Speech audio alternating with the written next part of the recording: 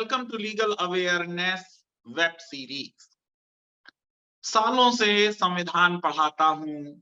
जब आर्टिकल 14 पर पहुंचता हूं, फॉर्मल इक्वालिटी और सब्सटेंटिव इक्वालिटी का डिफरेंस बताता। देश का संविधान तो 1950 में लागू हुआ। फॉर्मल इक्वालिटी संविधान ने घोषित की।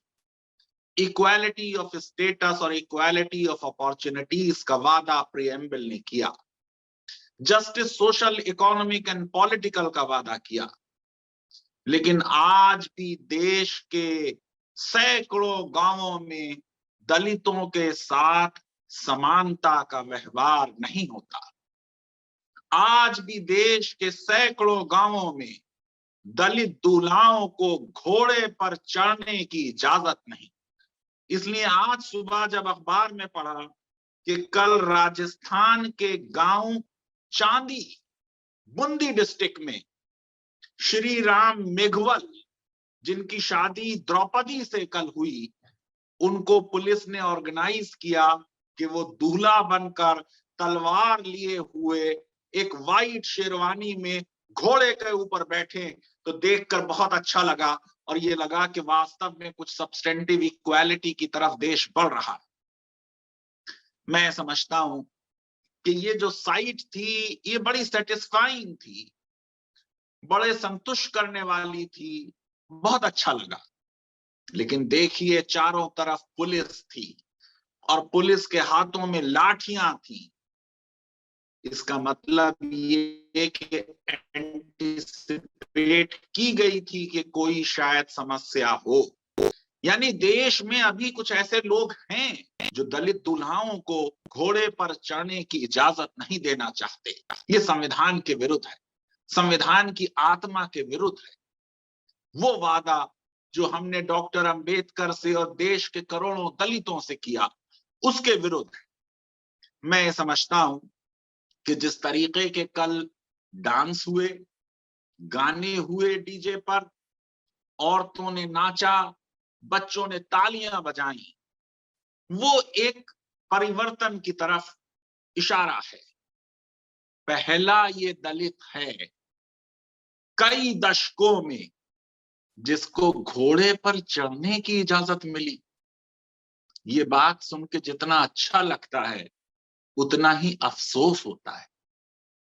राजस्थान की पुलिस ने कहा कि पिछले 10 सालों में 76 केसेस इस तरह के सामने आए, दलित दूल्हा को घोड़े पर चढ़ने की इजाजत नहीं मिली। मैं समझता हूं कि बूंदी के सुपरिंटेंडेंट ऑफ पुलिस जय यादव को भी मुबारकबाद मिलनी चाहिए, जिन्होंने 30 इस तरीके के गांव आइडेंटिफाई किए।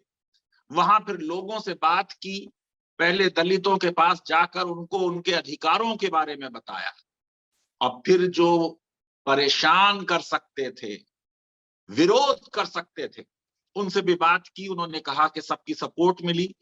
मुझको लगता है कि ये एक सिंबॉलिक इक्वालिटी है, लेकिन बहुत अहम है, क्योंकि देश में आप देखिए कि होम मिनिस्ट्री के आंकड़ों के हिसाब से 2018 से 2020 के बीच 13 लाख मामलात पूरे देश में दलितों के ऊपर अत्याचार के, उनके विरुद्ध क्राइम्स अगेंस्ट दलित्स के रिपोर्ट हुए।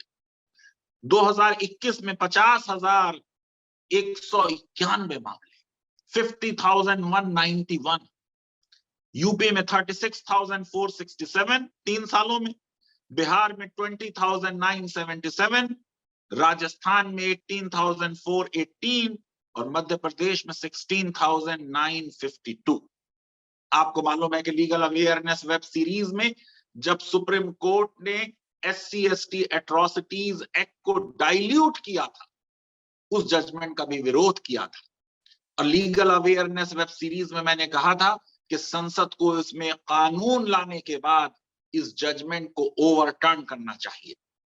लेट रामविलास पासवान कैबिनेट की उस कमेटी के अध्यक्ष बनाए गए। उनसे बात हुई और मोदी सरकार ने एक अमेंडमेंट लाकर उस जजमेंट को ओवरटर्न किया। बड़ी खुशी की बात यह है कि बाद में सुप्रीम कोर्ट ने खुद उस जजमेंट को रिव्यू किया और उस जजमेंट को रिकॉल किया। लेकिन ये सब बातें फॉर्मल हैं। हमारे समाज में बदलाव आना चाहिए। दलितों को समान नागरिक होने का अधिकार मिलने चाहिए। उनकी भागीदारी सत्ता में होनी चाहिए। मैं समझता हूं कि अगर देश इस रिपब्लिक डे पर एक प्रण ले कि अब हम देश में सभी नागरिकों के समानता के अधिकारों को वास्तव में अपने समाज में रियलाइज करवाएंगे और उनको प्रोटेक्ट करने के लिए आगे आएंगे, तो जो भारत का सपना प्रधानमंत्री जी ने विश्व गुरु होने का देखा है, उस सपने को हम साकार कर पाएंगे। गणतंत्र दिवस की एक बार आप सभी लोगों को फिर बहुत बहुत मुबारकबाद। आइए इस गणतंत्र दिवस पर, जो देश के संविधान के लागू होने का राष्ट्रीय पर्व है, हम प्रण लें कि हम सबसे पहले देश में समता और समानता लाएंगे। राजस्थान की अशोक गहलोत सरकार को मैं मुबारकबाद देना चाहता हूं कि उन्होंने ऑपरेशन समता एक शुरू की और इस ऑपरेशन समता के तहत उन्होंने ये तय किया है कि सारे दलित दूल्हा जो घोड़े पर चढ़ना चाहेंगे उनको घोड़े पे चढ़ाया जाएगा और किसी को उसका विरोध करने का अधिकार ये नहीं दिया जाएगा। लीगल अवेयरनेस वेब सीरीज अगर आपको पसंद आती है तो मेरी रिक्वेस्ट है कि हमारे इस वीडियो को वाइडली शेयर करें और हमारे चैनल को सब्सक्राइब करें और बेल आइकन और लाइक जरूर क्लिक करें। बहुत बहुत शुक्रिया, धन्यवाद, थैंक यू वेरी मच।